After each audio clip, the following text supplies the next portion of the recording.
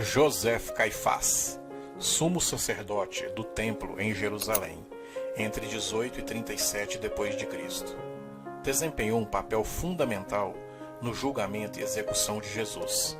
Caifás acusou Cristo de blasfêmia, um crime punível com a morte, segundo a lei judaica.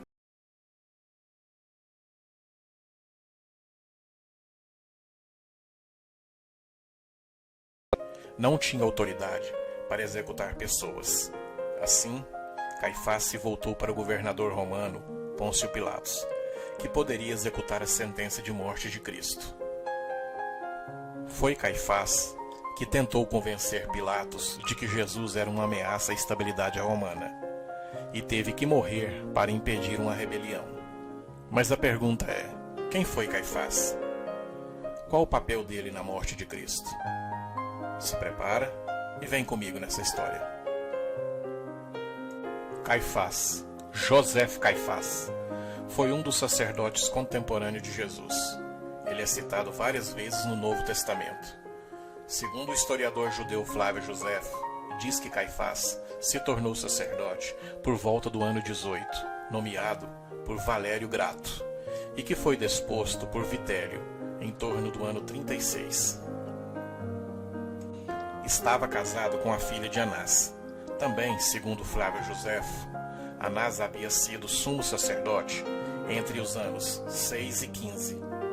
De acordo com essas datas, e conforme o que assinalam os evangelhos, Caifás era o sumo sacerdote quando Jesus foi condenado a morrer na cruz. Sua importância na história reside no fato dele ser um dos arquitetos do julgamento que levou à crucificação do Mestre.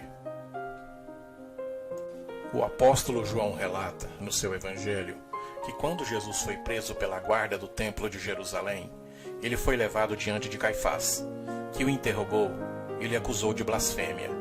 Porém, quando o Sinédrio diz que Caifás era presidente e não tinha autoridade para executar as pessoas, Caifás levou a Cristo para o governador romano Pôncio Pilatos, que teria o poder de realizar a tal sentença. Caifás sabia que para os líderes judeus do período existia preocupações sérias sobre o domínio dos romanos, e que a mesma liderança judaica via com temor qualquer reformista ou líder religioso que pudesse vir negar a sua própria legitimidade de governar. Os romanos, por sua vez, não aplicavam penas de morte a violações da lei judaica. Portanto, a acusação de blasfêmia não faria qualquer diferença para Pilatos. Caifás, então, tentou convencer Pilatos que Jesus era uma ameaça à estabilidade romana, culpando não só de blasfêmia, pois este já se proclamava como Messias e teria que morrer para evitar uma eventual rebelião.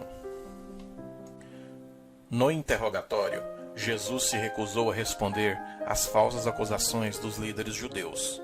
Então Caifás lhe interrogou acerca da sua posição como Messias. E Jesus respondeu Caifás, aplicando a si mesmo uma passagem do profeta Daniel. Então, sem perder tempo, Caifás o acusou de blasfêmia. Toda a hipocrisia de Caifás foi revelada quando, no final do julgamento, ele rasgou suas vestes, como se estivesse profundamente triste, quando, na verdade, ele estava satisfeito por ter conseguido a base para a condenação de Jesus.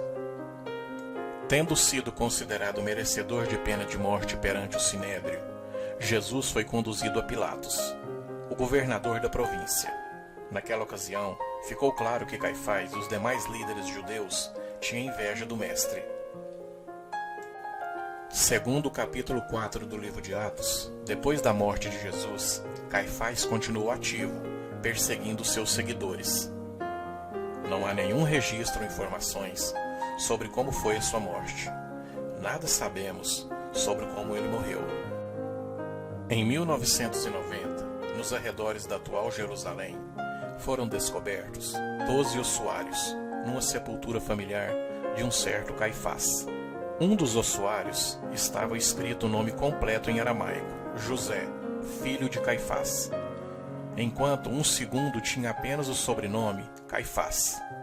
Após serem examinados, os ossos foram enterrados novamente, no Monte das Oliveiras. As Escrituras o referem como manipulador e sagaz. São as qualidades que poderiam ser aplicadas a seu nome. Caifás também é mencionado em todo um sinônimo de traidor ou fariseu.